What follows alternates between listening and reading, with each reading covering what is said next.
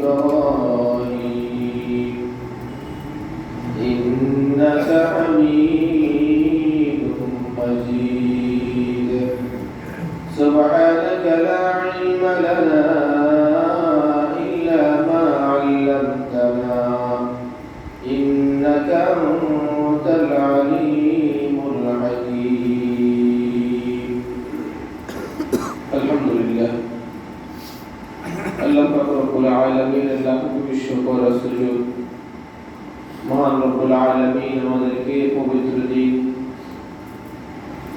জুমার দিন পবিত্র মাস রমাদানুল মুবারক রোজা রেখে জুমার দিন জুমার নামাজ আদায় করার জন্য তেরাবার মসজিদে আসার এবং বসার তৌফিক দান করেছেন। ওই মনিবের দরবারে কালিমাত শুকর আদায় করি আলহামদুলিল্লাহ। রমাদানের শেষ দিকে আমরা এক এক করে রমাদান গুলো আমাদের থেকে চলে যাইতেছে, মনে হয় যেন চোখের পলকে রমাদান কি হয়ে যেতেছে, শেষ হয়ে যেতেছে, এরকমই মনে হইতেছে। আজকে 23 রমজান আর হয়তো 7 না হয় 6 এইভাবে একদিন আমার আপনার জীবনের হায়াতটাও কি হয়ে যাবে, চলে যাইতেছে, চলে যাবে। এই জন্য হযরত আব্দুল্লাহ ইবনে মাসউদ রাদিয়াল্লাহু তাআলা আনহু তিনি বলেন এই কথাটা যে প্রতিদিন সূর্য অস্তমিত যাওয়ার পরে আমার এই জন্য আফসোস হতো যে সূর্য যখন অস্তমিত হয়ে যায় তখন তো একদিন কি হয়ে যায়, শেষ হয়ে যায়, একদিন শেষ হয়ে যায়। কিন্তু আমার আফসোস হলো যে জায়গায়, সেটা হলো আমার জিন্দেগির, আমার হায়াত থেকে তো একটা দিনও কিছু কি হয়ে গেছে, শেষ হয়ে গেছে, কিন্তু আমার আমলের মধ্যে তো আমার আমলটা তো বাড়ে নাই, আমার আমলটা কি করে নাই, বাড়ে নাই। এই জন্য আমার কি হইতেছে, আফসোস হইতেছে। আল্লাহ রাসূলের সাহাবী আব্দুল্লাহ ইবনে মাসউদ রাদিয়াল্লাহু তাআলা আনহু তিনি এই কথা বলতেছেন যে আমার সূর্য যখন অস্তমিত হয়ে যায় তখন এই জন্য আমার আফসোস হয় যে সূর্য অস্তমিত হয়ে যাওয়ার মানে হলো একটা দিন চলে গেছে, তার মানে আমার হায়াত থেকেও একটা দিন চলে গেছে, কিন্তু আমার জীবনের আমলের ছাকা যেটা আছে, আমার জিন্দেগির আমলের যে পাল্লা আছে, ওই পাল্লাটা তো আমি কি করতে পারলাম না, ভারী করতে পারলাম না। এই জন্য আল্লাহু আকবার। এই জন্য শেষ সময় দেখেন রমজান মাস রহমত, মাগফিরাত, নাজাত তিনটা সমন্বয় এই রমজানটা। তো আল্লাহ তাআলা এই রমজানকে আল্লাহ তাআলা মাগফিরাতের জন্য আল্লাহ তাআলা কি করছেন, রাখছেন। মাগফিরাতের জন্য এটা কি করছেন, রাখছেন আল্লাহ তাআলা। তো এবং দেখেন আল্লাহ তাআলা আমাদেরকে আল্লাহ তাআলার কাছে যদি ক্ষমা এবং আল্লাহ তাআলার সন্তুষ্টি যদি পাই, তাহলে এটার চেয়ে বড় আর কোনো কিছু নাই। এজন্য আল্লাহ তাআলা কোরআন মাজিদে বলছে ওয়ারিদওয়ানুম মিনাল্লাহি আকবার, ওয়ারিদওয়ানুম মিনাল্লাহি আকবার। আল্লাহ তাআলার কাছে আল্লাহ তাআলার সন্তুষ্টি এটা হচ্ছে সবচেয়ে বড় পাওয়া। যালিকা হুয়াল ফাউজুল আযীম, এটা হলো সবচেয়ে বড় সফলতা। কোনটা? আল্লাহ তাআলার সন্তুষ্টি পাওয়া, এটা হচ্ছে সবচেয়ে বড় কি সফলতা। এবং আল্লাহ তাআলা এই রমজান আল্লাহ তাআলা আমাদেরকে দিবেন যেন আমরা মাগফিরাতের মালিক বনে যাই, মানে আমাদের গুনাহগুলো যেন আমরা কি করি, মাফ করাই। এই জন্য আল্লাহ তাআলা এই রমজানটা কি করছেন, দিচ্ছেন আল্লাহ তাআলা। এই জন্য মাগফিরাতের মালিক যেন বলতে পারি আমরা, এই জন্য আল্লাহ তাআলা এই রমজানটা কি করছেন, দিচ্ছেন। এই জন্য আল্লাহ তাআলার ক্ষমার দিকে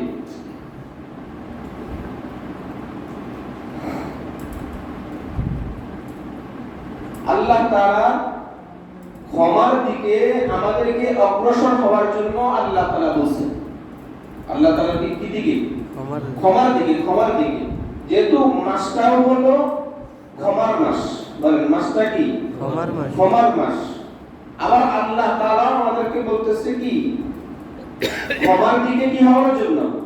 হঠাৎ মনোযোগ দেন, কে আসলো, মানুষ আসবেই, জুমার দিন আসবে না। তাই এখন তো আপনারা যদি ওইদিকে যদি তাকায় দেখেন, সমাজে সব আসছে, আপনারা ওইদিকে তাকায় দিচ্ছেন, তাহলে লাভ কি হয়েছে?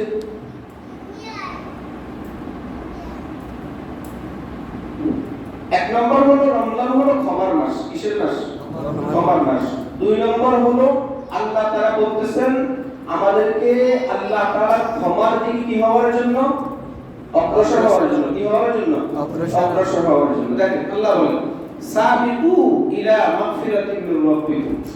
সামনে কত সমস্যা হইছে, কথা বলতে খুব কষ্ট হইছে,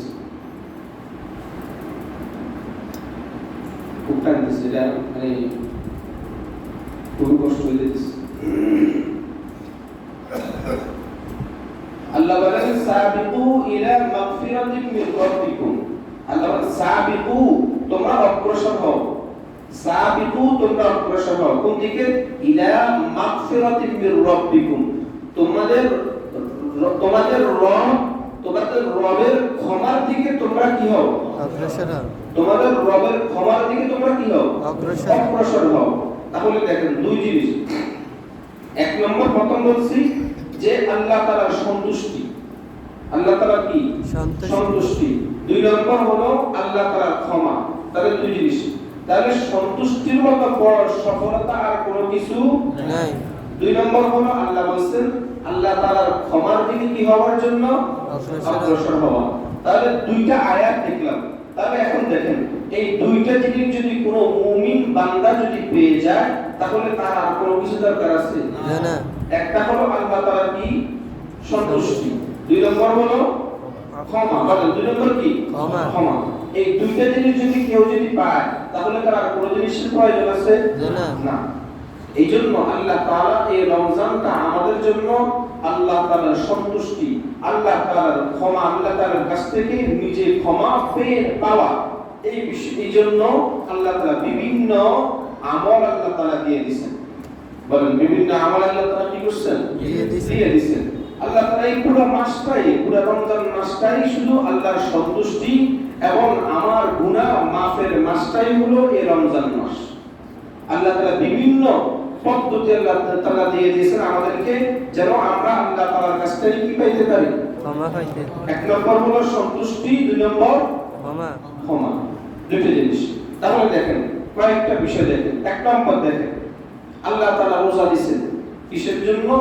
আমাদের গুনাহ যেন আমরা মাফ করাই নিতে পারি। এই জন্য আল্লাহ তাআলা বলেন, আল্লাহ রাসূল সাল্লাল্লাহু আলাইহি ওয়াসাল্লাম হাদিসের মধ্যে বলেন মান সামা রমাদানা ঈমানান ওয়া ইহতিসাবান গুফিরা লাহু মা তাকদ্দামা মিন যামবি।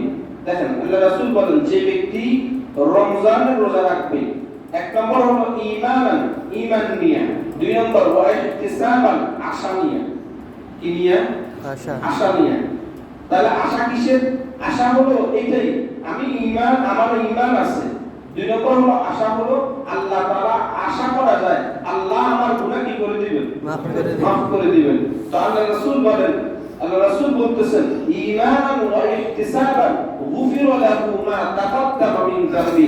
তাহলে বান্দা যদি দুইটা জিনিস নিয়ে যদি রোজা রাখে আল্লাহ তাআলা বান্দার পিছনের জিন্দেগীর গুনাহগুলো মাফ করে দিবেন। সুবহানাল্লাহ। তাহলে ঈমান এবং আশা নিয়ে রোজা রাখলে আল্লাহ তাআলা আমাদের গুনাহগুলো কি করে দিবেন? মাফ করে দিবেন। তাহলে এই রোজার মাধ্যমেও আল্লাহ তাআলা আমাদেরকে আমাদের গুনাহ কি করাতে চায়? মাফ করাতে চায়। এক নম্বর। এরপরে দেখেন এই রোজাটা আবার এক রমজান থেকে আরেক রমজান মধ্যবর্তী যে সময়টা, এই সময়টার কাফারা, বলেন এই সময়টার কি কাফারা? কাফারা মানে এই মধ্যবর্তী সময়ের মধ্যে যদি কোনো সগীরা গুনাহ হয়ে যায়, কিসের গুনাহ? সগীরা গুনাহ হয়ে যায়, আল্লাহ তাআলা এই রোজার কারণে আল্লাহ তাআলা ওই গুনাহগুলো আল্লাহ তাআলা মাফ করে দিবেন। সুবহানাল্লাহ। আল্লাহ রাসূল সাল্লাল্লাহু আলাইহি ওয়াসাল্লাম হাদিসের মধ্যে বলেন, ওয়া রমাদান ইলা রমাদান মুকাফফিরাতুন মা বাইনাহুন্না, কিন্তু শর্ত হলো একটা, সেটা হলো কি ইজাজ তানাবাত কাবাইরা।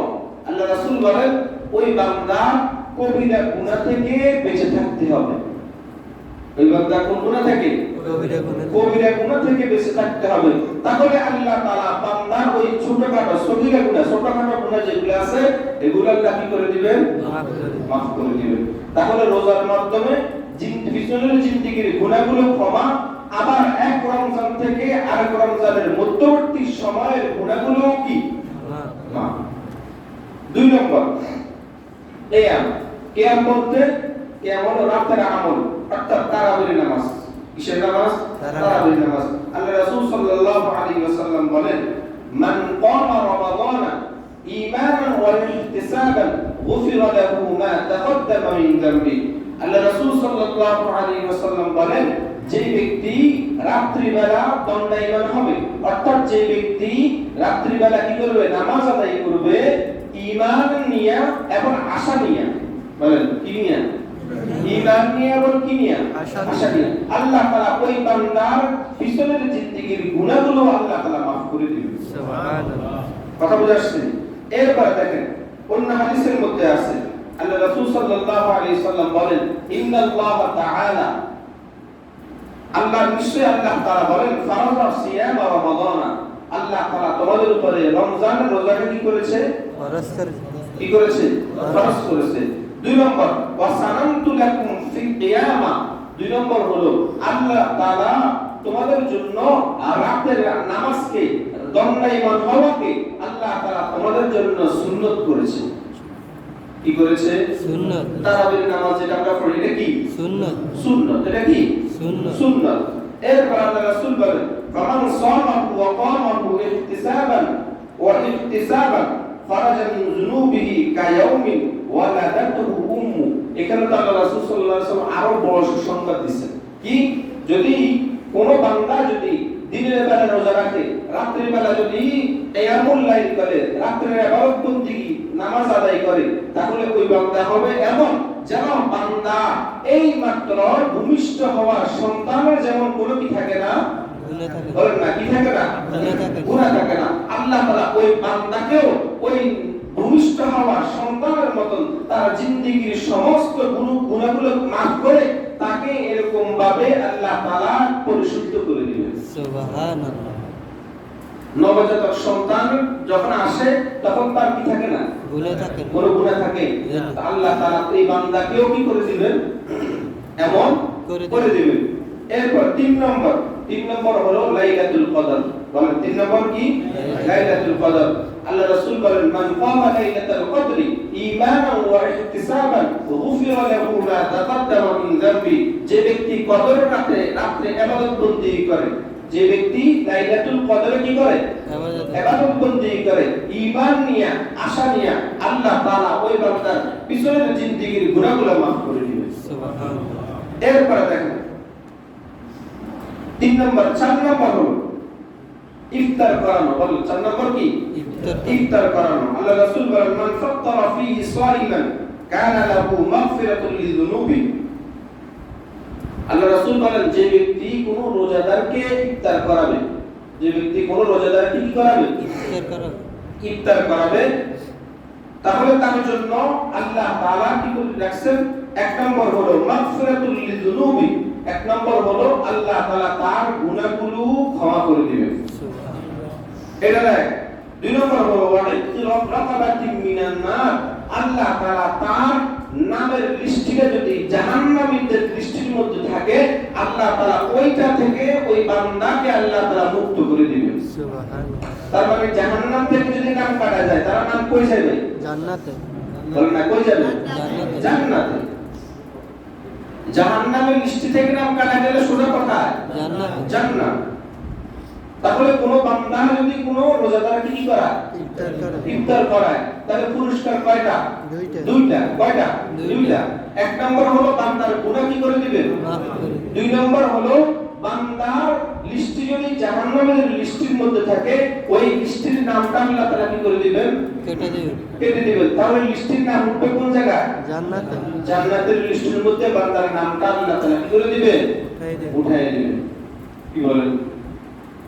সামান্য আমল কিন্তু ফজিলত অনেক বেশি। আল্লাহ আমাদেরকে করার তৌফিক দান করেন। 5 নম্বর হলো আমাদের অধীনস্থ, অর্থাৎ হলো আমাদের কেউ অথবা আমাদের কাজ করে অথবা ঘরে যারা বসবাস করে, ঘরে যারা থাকে, রমজান মাস কেন্দ্রিক তাদের কাজগুলো কি করে দেওয়া? হালকা করে দেওয়া, কমাই দেওয়া। কারণ রোজা রেখে কাজ করা তো এটা কোনো মজার বিষয় নয়, কষ্ট তো হয়। কষ্ট হয় না? কষ্ট হয়। এইজন্য অধীনস্থদের কাজকে কি করে দেওয়া? হালকা করে দেওয়া। এই হালকা করে দিলেও আল্লাহ তাআলা বান্দার গুনাহগুলো কি করে দিবেন? মাফ করে দিবেন। গুনাহগুলো কি করে দিবেন? মাফ করে দিবেন। এবং বান্দাকে জাহান্নামী থেকে আল্লাহ তাআলা মুক্ত করে দিবেন। তাহলে কয় নম্বর দিল? 5 নম্বর। কয় নম্বর? 5 নম্বর।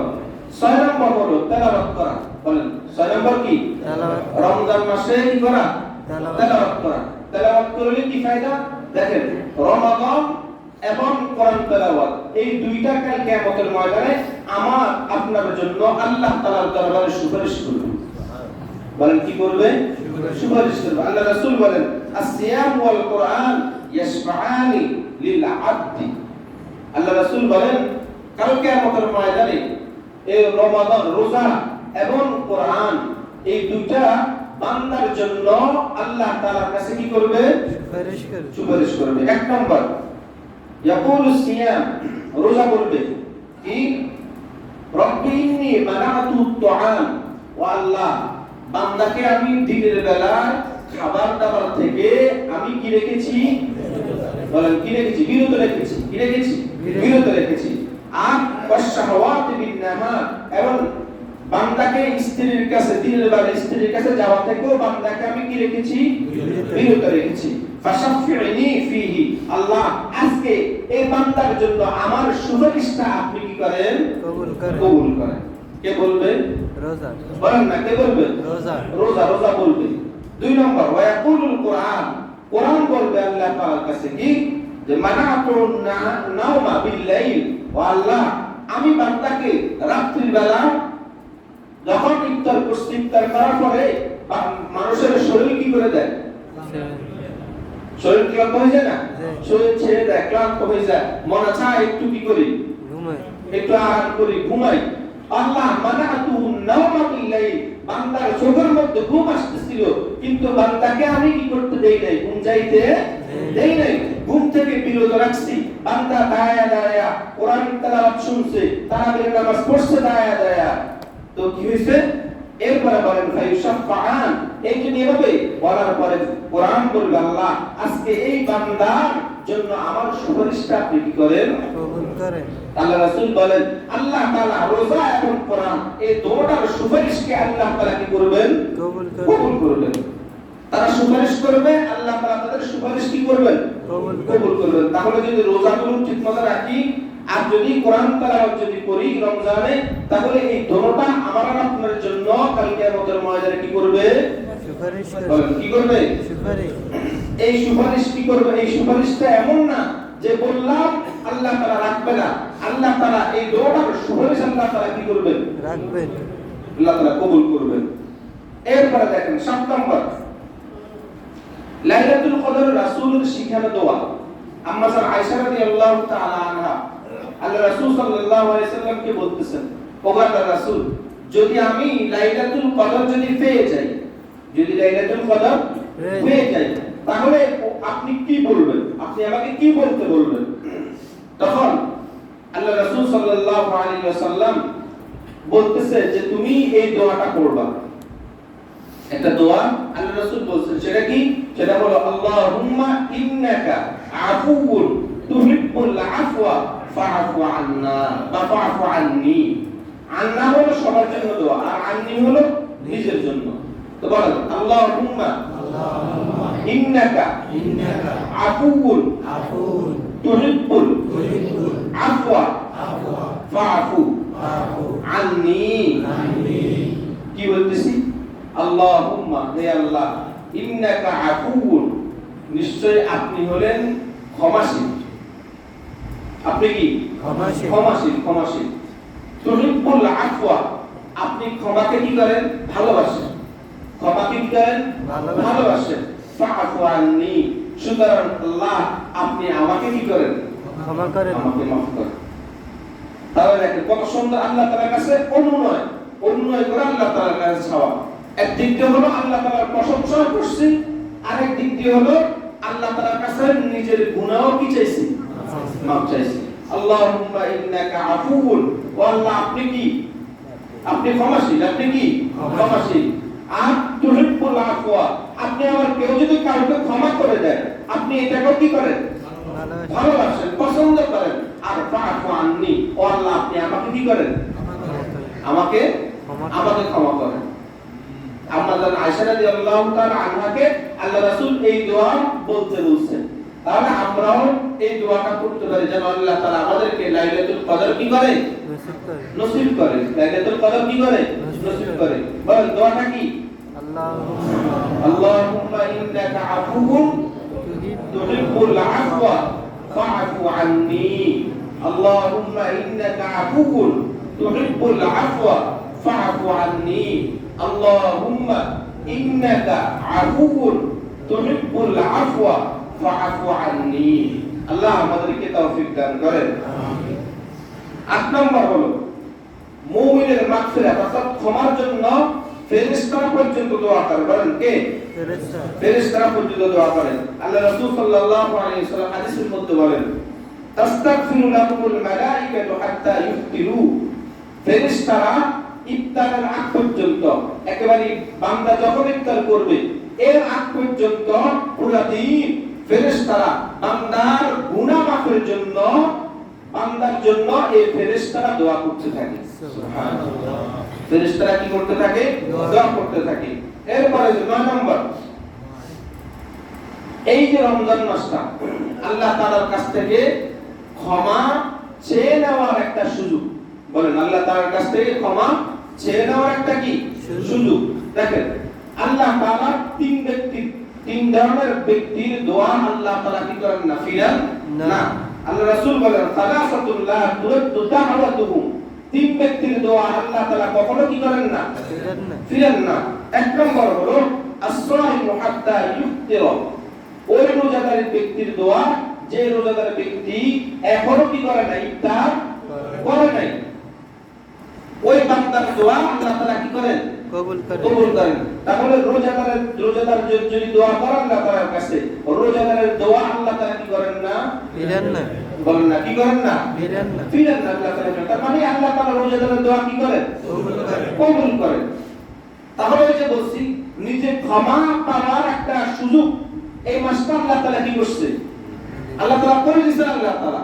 তাহলে আল্লাহ তাআলা আল্লাহ রাসূল বলতেছেন তিন ব্যক্তির দোয়া কি করেন? আল্লাহ তাআলা ফিরেন না। তার মধ্যে থেকে এক নম্বর একটা হলো এটা, যে ব্যক্তি রোজাদার ব্যক্তির দোয়া আল্লাহ তাআলা কি করেন না? ফিরেন না। 10 নম্বর দেখেন, 10 নম্বর বিশেষ একটা বিষয়, সেটা হলো কি? সেটা হলো আল্লাহ তাআলা এই রমজানে আল্লাহ তাআলা অসংখ্য জাহান্নামীদেরকে আল্লাহ তাআলা জাহান্নাম থেকে মুক্ত করে জান্নাত দান করেন। কথা বুঝে আসছে? যেমন দেখেন আল্লাহ রাসূল বলেন, ইন্নাল্লাহ আযজা ওয়া জাল্লা ইনদা কুল্লি ফিতরিন উতাকা। আল্লাহ তাআলা ইফতারের সময়, কোন সময়? ইফতারের সময় আল্লাহ তাআলা জাহান্নামীদেরকে আল্লাহ তাআলা কি করেন? জাহান্নাম থেকে মুক্ত করে কোথায় দেন? জান্নাতে প্রবেশ করান। এরপরে কি একদিন? এটাকে একদিন? আল্লাহ রাসূল বলেন না, এটা একদিন না। ওয়া যালিকা ফি কুল্লি লাইলা, আল্লাহ রাসূল বলেন এটা হলো প্রত্যেক রাত্র। রমজানের কি? প্রত্যেকটা রাত্রে আল্লাহ তাআলা এটা করে থাকেন। অর্থাৎ কি? জাহান্নামীদেরকে, অসংখ্য জাহান্নামীদেরকে জাহান্নাম থেকে মুক্ত করে জান্নাতের মধ্যে কি করান? প্রবেশ করান। কথা বুঝাচ্ছেন? এই জন্য আমরা দোয়া করি না যে আল্লাহ, যে যদি আমাদের আত্মীয়স্বজন যারা দুনিয়া থেকে চলে গেছে, তারা যদি কেউ জাহান্নামে যদি হয়ে যায়, আল্লাহ আপনি তাদেরকে জাহান্নাম থেকে মুক্ত করে জান্নাতি, ওই যে লিস্টটা আপনি রাখছেন, ওই জান্নাতীদের লিস্টের অন্তর্ভুক্ত আপনি তাদেরকেও করে দেন, তাদেরকেও করে দেন। এবার আসেন, এতক্ষণ পর্যন্ত সুসংবাদ শুনছি। কি শুনছি? সুসংবাদ। বলেন কি শুনছি? সুসংবাদ শুনছি। এই কাজগুলো করলে আল্লাহ তাআলা আমাদেরকে maaf করে দিবেন। কত সুন্দর সুসংবাদ না? এবার আসেন, রমজান পাইলো কিন্তু বান্দা জিন্দেগির গুনাহগুলো কি করতে পারলো না? maaf করাইতে পারলো না। এমন যদি হয় তাহলে কি হবে? কথা বুঝাচ্ছেন? আল্লাহ রাসূল সাল্লাল্লাহু আলাইহি ওয়াসাল্লাম বলেন, হযরত জাবের রাদিয়াল্লাহু তাআলা আনহু থেকে হাদিসটা বর্ণিত, তিনি বলেন যে আন্না নবী সাল্লাল্লাহু আলাইহি ওয়াসাল্লাম রাকাল মিম্বার, আল্লাহ রাসূল সাল্লাল্লাহু আলাইহি ওয়াসাল্লাম একদিন খুতবার সময়, আল্লাহ রাসূল খুতবা দেওয়ার সময় যখন মিম্বারের প্রথম সিঁড়ির মধ্যে আল্লাহ রাসূল কি দিয়েছেন? পা দিয়েছেন। পা দেওয়ার পরে ফালাম্মা রাকাত দারাজাতুল উলা, আল্লাহ রাসূল যখন প্রথম সিঁড়ির মধ্যে যখন আল্লাহ রাসূল পা দিয়েছেন, পা দেওয়ার পরে আল্লাহ রাসূল বলেন ক্বালা আমিন, আল্লাহ রাসূল কি বলেন? আমিন। কি বলেন? আমিন বলেন। এরপরে তুম্মা রাকাত সানিয়া, এরপর যখন দ্বিতীয় সিঁড়ির মধ্যে আল্লাহ রাসূল পা রাখছেন, পা রাখার পরে আল্লাহ রাসূল আবার বলেন ফাকালা আমিন, আল্লাহ রাসূল আবার কি বলেন?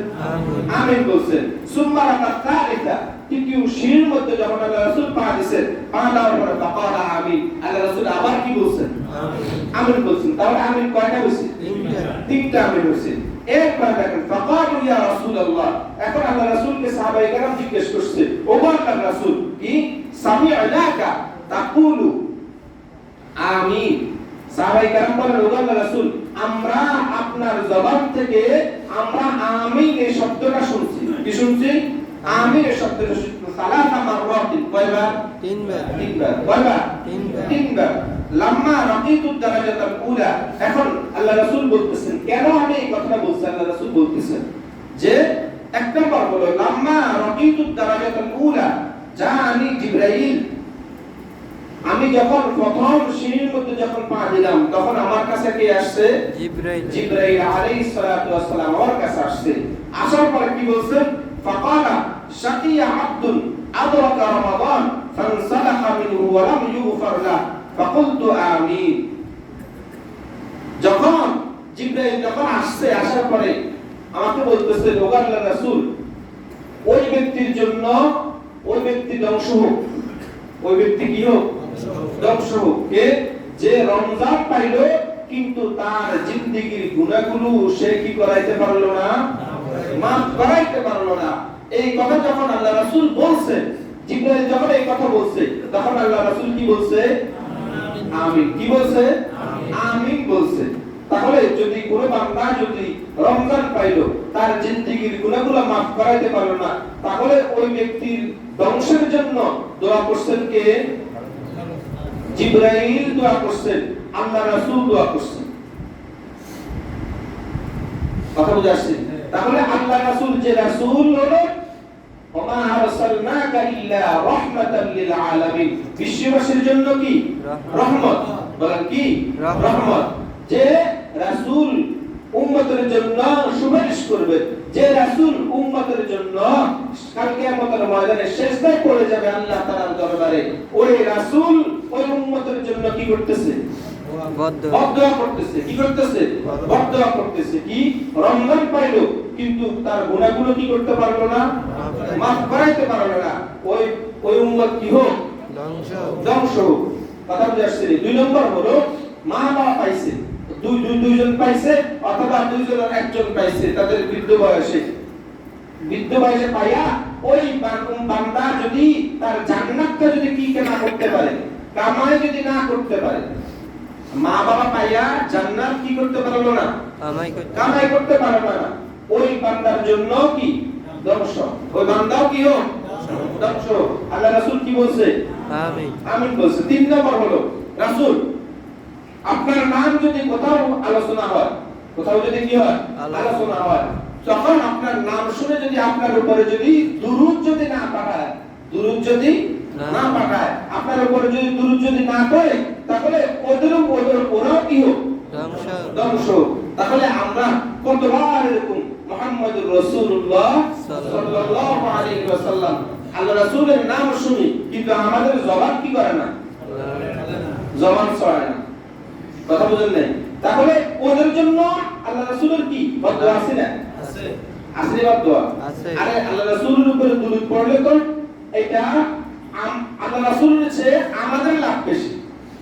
পড়বে একবার আমাদের উপরে আল্লাহ তাআলার পক্ষ থেকে রহমত বর্ষিত হবে কয়বার? 10 বার। 10 বার। কয়বার? 10 বার। 10 বার। তাহলে পড়ছি একবার, পাইছি কত? 10। ঠিক না? পাইছি 10। কারণ নেকের ক্ষেত্রে আল্লাহ তাআলা এমন করেন, মান জা বিল হাসানাতি ফালাহু আশরু আমসালিহা। কোন বান্দা এক করলে আল্লাহ তাআলা বান্দার ওই একের বদলে আল্লাহ তাআলা বান্দাকে দান করেন কত? 10। আর রমজানে তো আরো বেশি। বলেন না? রমজান আরো বেশি না? বেশি। তো আমরা বেশি বেশি করে দুরূদ পড়ব। বেশি বেশি করে কি দুরূদ পড়লে অনেক ফজিলত, দুরূদের অনেক আলাদা অনেক ফজিলত আছে, এটার উপর আলাদা আলোচনা। যত বেশি আমরা দুরূদ পড়ব আল্লাহ রাসূল সাল্লাল্লাহু আলাইহি ওয়াসাল্লামকে তত স্বপ্নে দেখার সম্ভাবনা তত বেশি হবে। কথা বুঝে আসছে নি? এজন্য রাসূলের উপরে বেশি বেশি করে দুরূদ পড়ব। আল্লাহ তাআলা তৌফিক দান করেন। এরপরে দেখেন, এখন দেখেন শুরুতে যে কথাটা বলছি সেটা হলো রমজান, এটা গত জুমায় বলছি, যেহেতু শেষ হয়ে যাইতেছে, আমরা একেবারে রমজানের শেষ প্রান্তে না? এই জন্য আমরা এখনো যদি নিজেদেরকে প্রস্তুত করে যদি এখনো যদি তৈরি করে নি যে কয়েকদিন আছে রমজানের নিজেকে পরিবর্তন করব, যে কয়েকদিন আছে নিজেকে কি করব? পরিবর্তন করব। যদি এই এখনো যদি এরকম যদি চেষ্টা যদি চালাইতে পারি, এখনো যদি এরকম মন মানসিকতা করতে পারি, তাহলে এখনো নিজেকে পরিবর্তন করা কি সম্ভব? বলেন, নিজেকে পরিবর্তন করা কি সম্ভব? এইজন্য আল্লাহ তাআলার কাছে বেশি বেশি করে কি করা? দোয়া করা, যেন আল্লাহ তাআলা আমাদের জিন্দেগিতে যেন আল্লাহ তাআলা পরিবর্তন করে দেয়। আর কত নিজের মন চাই জিন্দেগি আর কত চলবো, নিজের মন মতো আর কত চলবো, নফসের গোলামি আর কত করব, শয়তানের গোলামি আর কত করব, আল্লাহ তাআলার গোলামির দিকে এবার একটু আসি না। ওয়ানিবু ইলাল্লাহ, আল্লাহ তাআলার দিকে একটু কি করি না, ফিরে আসি না আল্লাহ তাআলার দিকে। এজন্য আল্লাহ তাআলার কাছে বেশি বেশি করে কি করা? দোয়া করা, যেন আল্লাহ তাআলা এরকম আল্লাহ তাআলা অবস্থা যেন তৈরি করে দেয়। আরেকটা গুরুত্বপূর্ণ বিষয় সেটা হলো, এটা যাকাতের আলোচনার সময় খেয়াল ছুটে গেছে, এজন্য করতে পারি নাই, সেটা হলো সাদকাতুল ফিতর। বলেন কি সাদকাতুল ফিতর? এটা হলো সাদকাতুল ফিতর ওয়াজিব হলো ওই সমস্ত ব্যক্তিদের উপর ঈদের দিন। কোন দিন?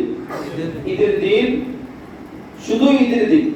ঈদের দিন যাকাতের যেরকম একটা নেশাব বলছিলাম না, যাকাতের নেশাব বলছিলাম না, 52.5 তোলা রূপা আর 7.5 ভরি স্বর্ণ, অথবা 52.5 তোলা রূপার সমপরিমাণ পণ্য অথবা নগদ অর্থ। কথা বুঝাচ্ছি? এগুলা যদি কারো কাছে যদি কি করে থাকে, তাহলে ওই ব্যক্তি হলো নেশাব পরিমাণ মালের মালিক। কথা বুঝাচ্ছি? এই নেশাব পরিমাণ মালের মালিক যদি ঈদের দিন অর্থাৎ শাওয়ালের 1 তারিখ, শাওয়ালের 1 তারিখে যদি কোনো বান্দা বান্দি যদি এই নেশাব পরিমাণ মালের মালিক হয়, তাহলে তাদের উপরে সাদকাতুল ফিতর কি ওয়াজিব। কথা বুঝেন না? কোন দিন? ঈদের দিন যদি নেশাব পরিমাণ মালের মালিক যদি কোনো বান্দা বান্দি হয়, তাহলে তাদের উপরে সাদকাতুল ফিতর কি ওয়াজিব। কিন্তু যাকাতের ক্ষেত্রে হলো আপনার সম্পদটা কি হতে হবে? 1 বছর অতিবাহিত হতে হবে, কিন্তু সাদকাতুল ফিতরের ক্ষেত্রে এটা লাগবে না।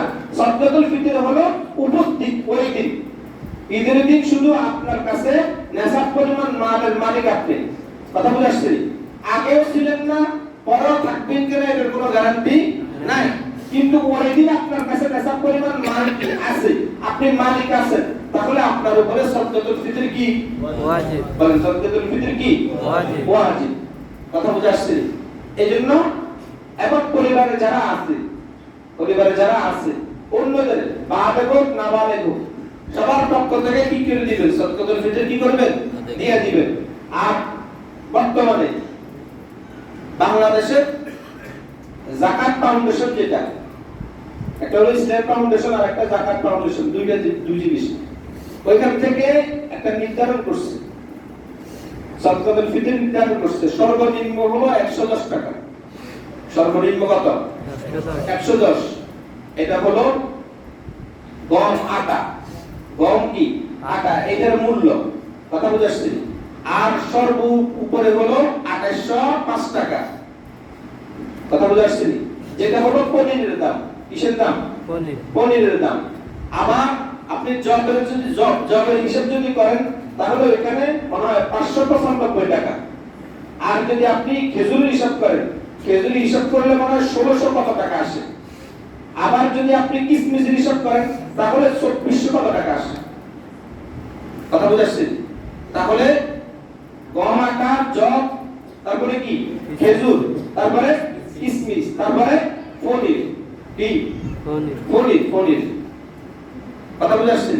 এই যে এই পণ্যগুলো আছে, এক নম্বর কথা হলো যদি আপনি এগুলা দিয়ে দেন তাহলে কি হয়ে যাবে। আর দুই নম্বর হলো আপনি এগুলা না দিয়ে যদি এগুলোর মূল্য দেন, মূল্য দিল, বলেন না, মূল্য দিল কি হয়ে যাবে। স্বাভাবিকভাবে আমাদের দেশে আমরা কি করি না, পণ্য দিই না, আমরা কি দিই, মূল্য দিই। আর আরেকটা জিনিস হলো কি, আমরা পণ্য তো দিই, লুঙ্গি দিই না, শাড়ি দিই না, এটা কি নগদ টাকা, এটা পণ্য তো, ঠিক না, এটা দিই। দেখেন আমরা স্বাভাবিকভাবে আমাদের দেশে একটা বদনাম হয়ে গেছে, এটা বদনাম না, এটা বাস্তবতা। স্বাভাবিক হলো আমরা যাকাতের হিসাব যখন আমরা করি, মানে বিষয়টা আমরা এমন ভাবেই উপস্থাপন করি, যাকাতের বস্তুটা এমন ভাবেই দিই যেন এটা এত অবহেলা করে দিই আমরা বিষয়টাকে। মানে এটা একটা কি যে কোন বসায় মানুষ আসছে, তার একটা কোন রকম সকল একটা লুঙ্গি দিয়ে দিলাম, সে 2-3 দিন পড়তে পারলেই না, 2-3 দিন পড়তে পারলেই হলো। তা আমারটা তো কি হয়ে গেছে, আদায় হয়ে গেছে, আমারটা কি হয়ে গেছে, আমি তো দিয়ে দিছি, শাড়ি দিছি, কোন রকম 1 দোয়া 2 দোয়া দিতে পারলে কি হলো, বাস এতটুকু। আমাদের হিসাব হলো এটা। তার মানে আমরা এরকম ভাবে অসংখ্য লুঙ্গি দিয়ে থাকি, অসংখ্য আমরা শাড়ি দিয়ে থাকি, কি দিই না আমরা দিই। শুনেন, আপনি একটা হলো যাকাত দেওয়া, একটা হলো কি যাকাত দেওয়া। তাহলে যাকাত আপনি দিবেন, এটা যাকাতের সময় বলছিলাম আপনি নিজের জন্য দিবেন, এটা আপনি আরেকজনকে আপনি উপকার করতেছেন, এটা। আচ্ছা মনে করেন আপনি যদি একজনকে যদি না দেন, যাকাতের টাকা যদি না দেন, আল্লাহ তাআলা কি তাকে কি চালাবে না? চালাবে। বলেন আল্লাহ তাআলা কি তাকে চালাবে না? চালাবে। মানে কারণ আপনি দিলেন না একজনকে, আপনি আপনার যাকাতের টাকা আপনার কাছে রেখে দিবেন, দিলেন না আপনি, তো আল্লাহ তাআলা কি আল্লাহর বান্দাকে আল্লাহ চালাবে না? চালাবে। কারণ রিজিকের মালিক কি? আল্লাহ। ফয়সালা তো উপর থেকে, ফয়সালা কোথা থেকে? উপর থেকে। আপনি আপনার কাছে রেখে দিবেন আপনার যাকাতের টাকা। তা এখন বলেন আপনি যে রেখে দিবেন, রেখে দেওয়ার কারণে আপনার এক নম্বর কথা হলো যাকাত আদায় তো হয় নাই, হইছে হয় নাই। দুই নম্বর আরেকটা জিনিস শুনেন, আপনি যে এই টাকাগুলো রেখে দিবেন, এই টাকাগুলো আপনার যে সঠিক জিনিসগুলো আছে এগুলোর সাথে যখন মিশ্রিত হইতেছে, এই টাকাগুলো অবৈধ হওয়ার কারণে ওই টাকাগুলো এখন কি হয়ে যেতেছে, অবৈধ। কারণ এগুলো আপনার না।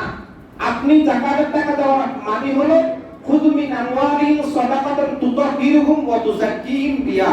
এক নম্বর হলো আপনি নিজেকে পবিত্র করা, দুই নম্বর হলো নিজের সম্পদকে পরিশুদ্ধ করা, নিজের সম্পদকে পবিত্র আর পরিশুদ্ধ করা। তার মানে আপনি যাকাতের টাকা দেওয়ার মানে হলো আপনি নিজেকে বাঁচাইছেন।